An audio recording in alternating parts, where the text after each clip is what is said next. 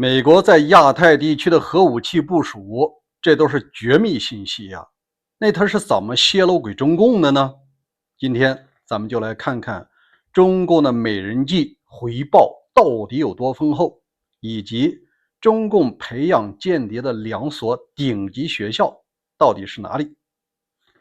大家好，我是大卫。美西时间7月12号，咱书接上回，上一期节目咱们讲到了那位罗昌丽女士啊，在获取情报的同时，顺手牵羊想发点财，最后呢直接玩脱了。她现在除了面临20年监禁之外啊，还要面临中共是否可能要让她突发心脏病死亡，就是俗称的灭口。上期节目我讲了，这大概率呢属于是国安系统的作风，干活挣钱啊两不误。但是啊，今天节目咱们讲的那就是军方的间谍，相对来说人家干活很利索，不考虑赚钱，专门完成任务。咱们把时间轴呢拉到2011年，这美国 FBI 抓住了一条大鱼内鬼，他的名字叫毕绍普。这个家伙可不是一般人，虽然说他只有陆军中校的军衔，但是他拥有美国绝密级信息的最高权限，因为他那个岗位太重要了。他担任美国太平洋联合司令部的高级情报顾问。有朋友就问了，这太平洋是不是仅仅是海军呢？在这儿我给大家科普一下，这个可了不得。美国的印太司令部原来就叫太平洋司令部，它是包含了陆军、海军、空军、海军陆战队、天空军，再有海岸警卫队，还有一部分的国民警卫队，6、7种都归这司令部统一管辖。那我们就来看看这位毕绍普向中国透露了哪些信息，每一个那都是顶级的绝密。第一个，美国在印太地区的核武器部署，这就涉及到什么呀？陆基的、海基的、空基的，你怎么防范这个东亚的巨人？说到底印太司令部不是对付俄罗斯的，就是对付中共的。除了这核武器的部署之外，那就是美国拦截中共国的战略弹道导弹的部署。因为在10几年前，中共已经有东风31以及后期的东风41这种战略导弹版本，它是可以直接在中国发射，能够落地美国。那你怎么拦截呢？这就涉及到什么中段、初段、末段拦截了。拦截方案人家全知道了。第三个就是美国、韩国联合军演的详细信息，再就是一些零碎的了。那比如说美国的 MQ9 死神无人机的技术参数全被泄露了。那结果中共拿到这个数据以后呢，赶紧模仿山寨，当然不是1比1了，肯定也有一些技术迭代。那结果怎么样美国的 MQB 死神无人机，它基本上不向外卖，现在能卖的只有什么英国、以色列、日本这些顶级的盟国。你像一般的欧盟盟国，它不卖你，它是担心技术外泄。第二呢，这个美国的价格呢是1亿美金，裸机都5000万，你加上各种导弹各种那个电子战，奔着1个亿了。那你知道中国在拿到这个技术以后，它的仿制版本卖多少钱直接给你打5折，是3000万到5000万一架。你说挤的这个美国的很多盟友干脆我不买你的呢，买中国的。谁买了呢？像阿联酋、沙特、什么埃及，很多中东大国就拼命买这个中国的叫翼龙3无人机，本质上就是借鉴于 MQB。那美国肯定光火呀，那问题是这种高级情报绝密信息是怎么让中共拿走的呢？就是美人计。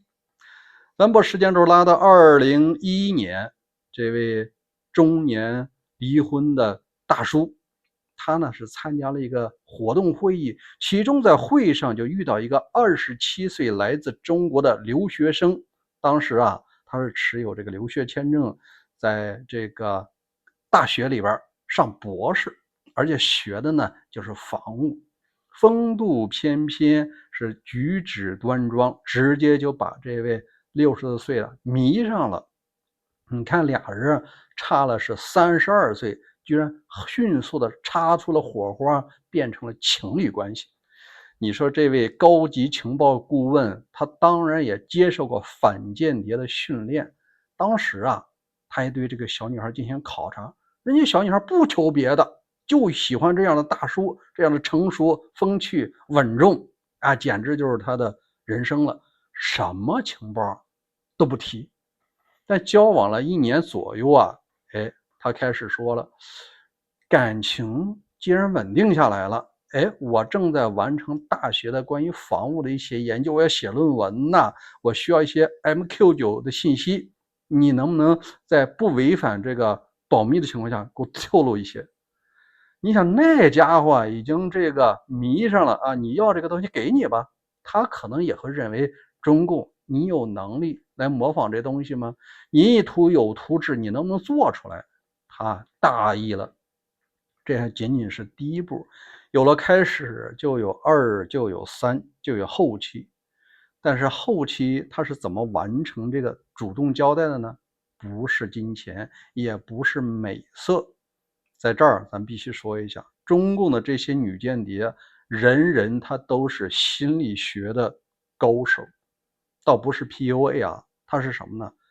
极高的情绪价值，让这位中年职业遇到了瓶颈，再升官你升不上去了，你当将军也没戏了。然后呢，家庭也破解了，也离婚了，他人生实际上是处于一个低谷，人家就在选择低谷的时候给你接近的，然后给了你什么呀？人生的第二春。他觉得跟这个小姑娘在一块儿啊，这才是生活的全部。后来他一直称这位27岁的小孩呢，叫做你是我的小鸟，那都是天使的小鸟。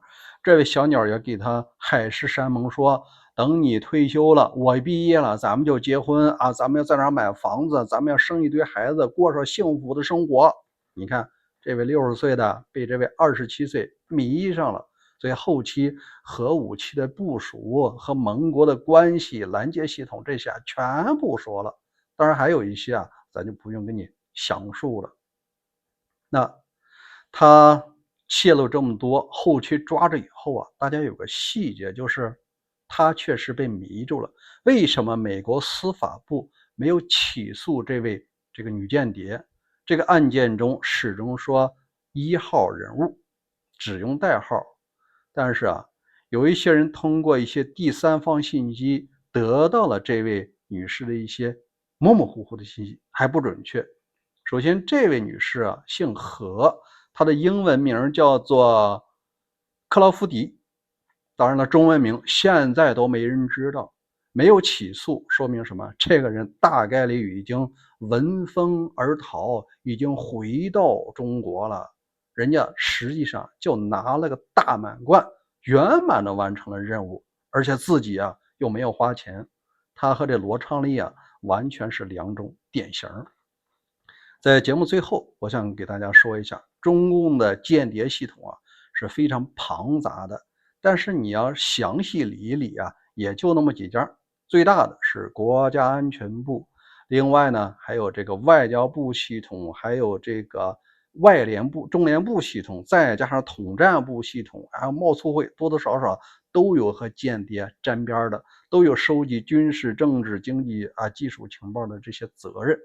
那你说这些间谍到底是哪儿培养出来的呢？这儿就不得不提中共的2个双峰，一个呢叫做国际关系学院，它原来就是国家安全部直属院校，专门培养间谍的。你想想这个间谍，他学什么呀？英语一定要好，小语种一定要好，所以说国际关系学院就是纯牌的间谍大学。后来觉得这个太难听了，他就给了这个教育部了，主要是培养外交人才。第二啊，外交部自己也有一个外交学院，这两个培养的人，无论英语、法语、德语还是小语种啊，基本上都是干这种搜集情报的活的。除了这两家，还有一些什么呀？资深的间谍，你不能一身间谍气，你要变成什么呢？知识女性、知识精英。所以说啊，有几大外语学院也是他们招收间谍的窗口。你比如说北外，大连外语学院的大外，对日本、韩国呀，包括这个俄罗斯啊，那些国家就喜欢这种大个漂亮的，大连的美女就适合这个标准。欧美啊，大概率是出在上外，上外喜欢去欧美这些国家。当然了，还有这个西安外国语，其中南外啊，主要是培养这个军用人才的，它现在已经归为信息工程学院了。我们刚才提到的这位何女士啊，大概率来自于南外，就是南京外国语现在的解放军这个情报部队。